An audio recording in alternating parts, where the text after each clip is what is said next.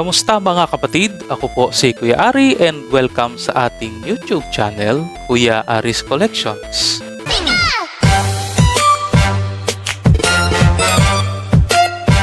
In today's video ay titingnan natin kung ano-ano nga ba ang koleksyon ni Kuya Ari. Tara, silipin natin ang kanyang mga binders. Ito pong nasa binder na ito ay isa sa koleksyon. At ang nilalaman po nito ay ang Trick or Trade sets. So, ito po sila. Ito po yung mga packs na yun. Isang 2022 at isang 2023.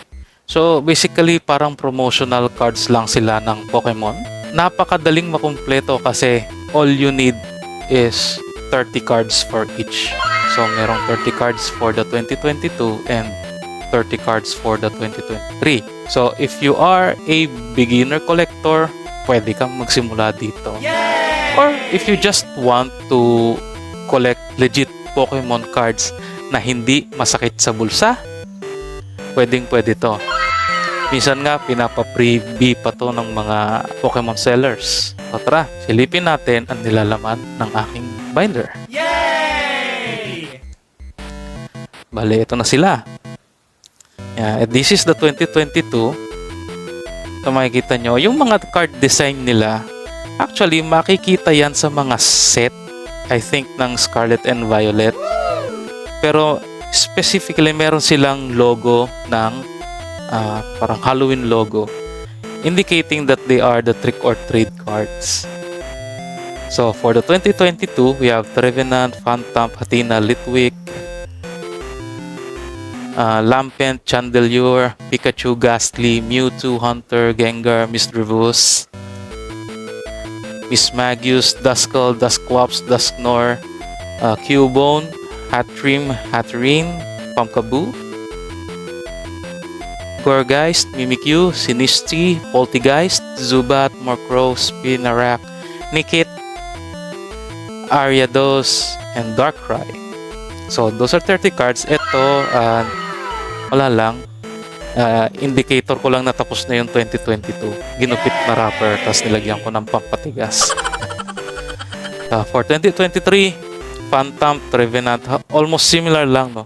Delmise, Litwick, Lampent, Chandelure, Houndoom, Pikachu, Ghastly, Hunter, Gengar, Duskull, Dusclops, Dusknoir, Banette, Marshadow, Spectrier, Shuppet, Mismagius, Drifloon, Sinistea, Drifblim, Polteageist, Lycanroc, Mimikyu, Runerigus, hirap sabihin, Zubat, Gwivard, Houndstone, and Murkrow. So, yun. Aking indicator ulit, natapos na yung 2023. Hindi ko lang alam kung magkakaroon ng 2024.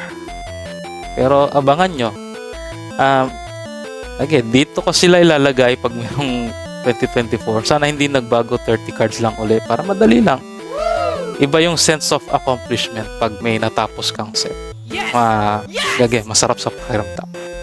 So, isa lang po to sa mga collection ko. In the future, magpapakita pa ako sa inyo ng iba kong collections.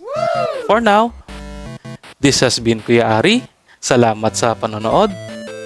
Take care. Keep safe. Please like, share, and subscribe. And lastly, God bless po sa ating lahat. Bye-bye!